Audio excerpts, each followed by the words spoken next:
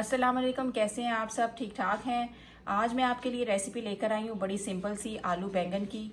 हम लोग बचपन में जब हमारी अम्मी ये पकाया करती थी तो हम सबको बड़े पसंद थे, बड़े शौक से हम लोग खाया करते थे। तो आज मेरा दिल कर रहा था कि मैं उसी रेसिपी के साथ बनाती हूँ कि जिस रेसिपी से मेरी अम्मी बनाया करती थी, और वो मैं आपके साथ भी शेयर करती हूँ। आलू बैंगन की बहुत सी रेसिपीज आजकल तो वैसे डिफरेंट तरीके से बन रहा है, लेकिन ये सिंपल बिल्कुल रेसिपी है, बड़े कम इंग्रेडिएंट्स में बन जाती है।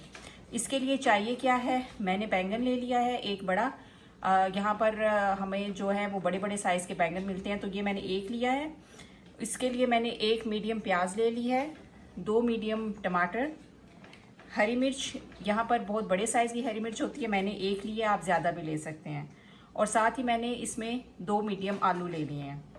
मसाला इसमें जाएगा सूखा धनिया आधी चम्मच, ज़ीरा पाउडर आधी चम्मच, गरम मसाला 1/4 टीस्पून, सुरख मिर्च अपने टेस्ट के हिसाब से आप ले लें, और नमक भी अपने टेस्ट के हिसाब से ले लें, और सफ़ेद ज़ीरा। सफ़ेद ज़ीरा बहुत इंपॉर्टेंट है इसके लिए। अब आगे चलते हैं, आइए इसकी रेसिपी की तरफ कि इसको बनाना कैसे है। अच्छा, सबसे पहले मैंने पैन में कुकिंग ऑयल डाल दिया है और साथ में ये प्याज डाल रही हूँ।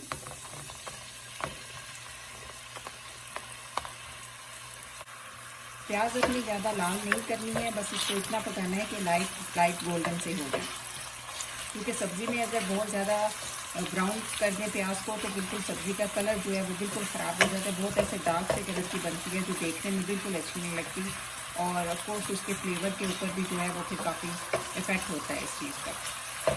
तो प्याज आपने इतना पकाना है कि ये प्याज जो है ये गोल्डन ब्राउन हो जाए। ये साथ ही इसमें जो है ज़ीरा जो आधी चम्मच मैंने लिया था सफ़ेद, ये मैं वो भी डाल दूँगी। ज़ीरा इसके अंदर जो है ये मस्ट है, क्योंकि इस ज़ीरा जो है बैंगन के अंदर जो है इसका फ्लेवर बहुत अच्छा लगता है। ये देखें, यहाँ पर ये जो प्याज है ये हल्की गोल्डन हो गई है। अब मैं इसके अंदर 1/2 टीस्पून डाल दूँगी लहसुन का, पिसा हुआ लहसुन। अब इसके साथ ही मैं इसके अंदर डाल दूँगी जो 2 मीडियम टमाटर मैंने काटे थे।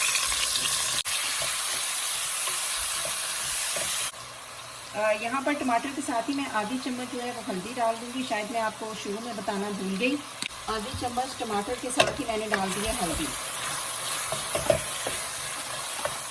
अब ये टमाटर जब अच्छी तरह से थोड़े से गल जाएंगे तो फिर इसके अंदर जो है बाकी मसाले मैं डाल दूँगी। अगर टमाटर थोड़े कच्चे हैं या आपके वो थोड़ा देर से गलते हैं तो आप इसके अंदर यहाँ पर 2 घूंट पानी लगाकर तो इसको आप हल्की नीचे से आंच करके 2 मिनट के लिए ढक्कन दे के रखते हैं तो टमाटर गल जाएंगे। अब इसके अंदर बाकी जितने मसाले थे वो मैं डाल दूँगी। ये बड़ी सिंपल सी रेसिपी है। अब तो रेसिपीज़ बहुत से डिफरेंट तरीक़ों से बन रही होती हैं, बहुत से एक्स्ट्रा मसाले भी अब हम अंदर डाल देते हैं। तो कभी कभार दिल चाहता है कि बिल्कुल लाइट सा, बिल्कुल इस तरह से खाएं कि जो बहुत ज़्यादा मसालेदार या इस तरह का ना हो। साथ ही यहाँ पर मैं डाल दूँगी मसाले के साथ हरी मिर्च कटी हुई।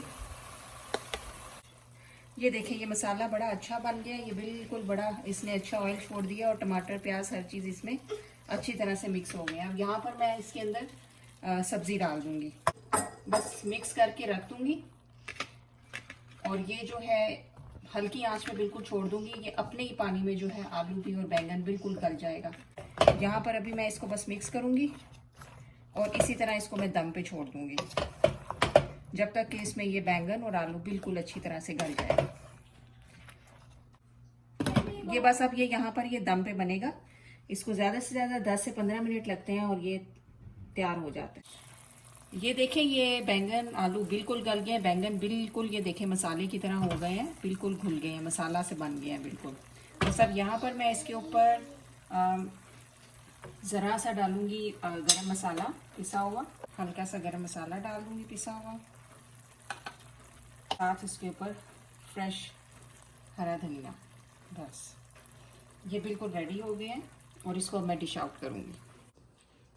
देखें जी, ये मैंने डिश आउट कर दी है और ये कितने मसालेदार लग रहे हैं।